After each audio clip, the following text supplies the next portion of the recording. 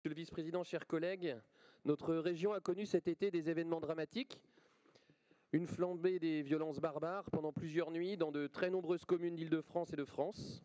Malgré tout, la République a tenu, grâce à nos forces de l'ordre, à nos policiers municipaux, à nos policiers nationaux, à nos gendarmes, à nos pompiers. Nous-mêmes, élus locaux, étions bien souvent seuls pour protéger et défendre nos équipements publics. Et je pense d'ailleurs à tous ceux d'entre nous qui ont vu brûler leurs mairies, leurs écoles, leurs commissariats et des casernes. Et quand je pense à eux, je pense malheureusement à l'ineffable Mélenchon, gourou de la NUPES et de la gauche régionale, qui donnait aux émeutiers la liste des bâtiments qu'il était possible ou pas de détruire. Comment d'ailleurs oublier que certains à gauche ont préféré défendre tous ces petits anges? Comment oublier que la NUPES, par la voix du député Guiraud, a refusé d'appeler au calme en disant que c'était aux policiers de se calmer? Comment oublier que ce même député de la NUPES nous expliquait qu'il n'y avait rien de facile dans l'argent facile, que le trafic de stupéfiants était au contraire un boulot difficile, 12 heures par jour et payé au SMIC?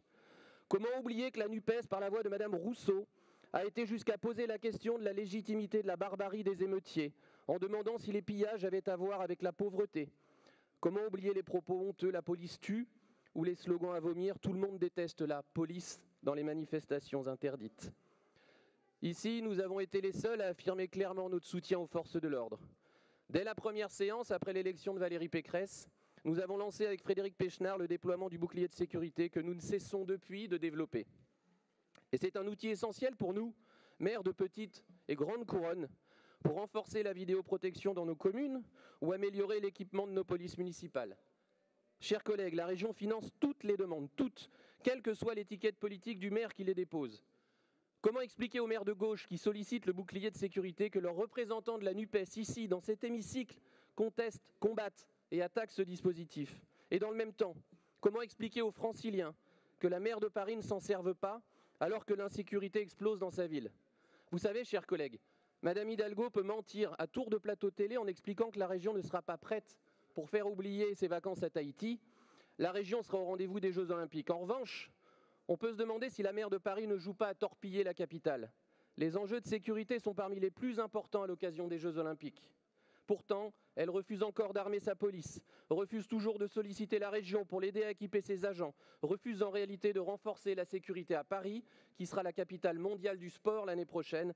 C'est de l'inconscience, de la petite poloche. Le budget qui nous est proposé pour la sécurité des Franciliens atteint un niveau inédit dans l'histoire de notre région avec plus de 40 millions d'euros. C'est un engagement fort dans un contexte extrêmement contraint.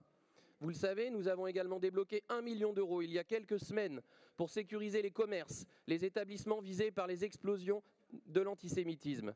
Là encore, nous sommes scandalisés que beaucoup, sur les bancs de la NUPES, refusent toujours de qualifier le Hamas comme entité terroriste, refusent clairement de condamner ses méthodes, refusent de dénoncer ses pratiques. Ceux-là même, ce sont les mêmes qui cultivent une ambiguïté coupable face à l'antisémitisme, dans une stratégie électorale aussi cynique que dangereuse. Ce budget traduit également la priorité claire que nous voulons donner pour la sécurisation des lycées franciliens, publics comme privés. Les crédits prévus sont en hausse importante pour atteindre 24 millions d'euros l'année prochaine.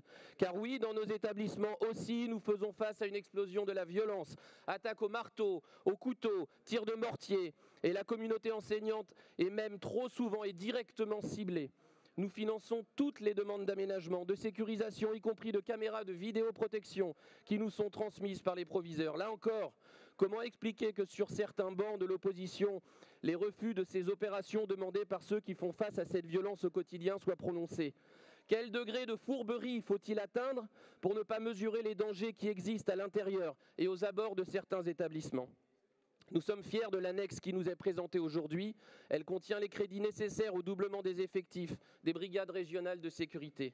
Ces BRS sont devenues incontournables en Île-de-France tant elles font la preuve de leur efficacité pour amener le calme et l'ordre dans les établissements. Rendez-vous compte, chers collègues, près de 14 000 interventions par an, 8 interventions par jour, de classe dans l'année scolaire, et toujours à la demande des proviseurs ou du rectorat. Là aussi, ceux qui s'y opposent sont coupables. La sécurité des Franciliens est une priorité absolue sur laquelle nous ne transigerons pas. Alors oui, il y a encore et toujours du travail, ne nous en exonérerons pas. Néanmoins, nous sommes fiers de notre bilan, fiers d'avoir accompagné plus de la moitié des communes d'Île-de-France pour le renforcement de la sécurité des Franciliens, fiers d'avoir fourni des masques pour nos policiers et nos gendarmes au pic de l'épidémie alors que l'État n'arrivait pas à leur en donner, fiers de renforcer la sécurité dans nos lycées, fiers de construire autour de Valérie Pécresse une région qui défend les forces de l'ordre et qui leur assure un équipement décent, et fiers, chers collègues, de ce budget 2024 qui traduit le renforcement de cette politique ambitieuse du bouclier de sécurité, et nous y souscrivons pleinement.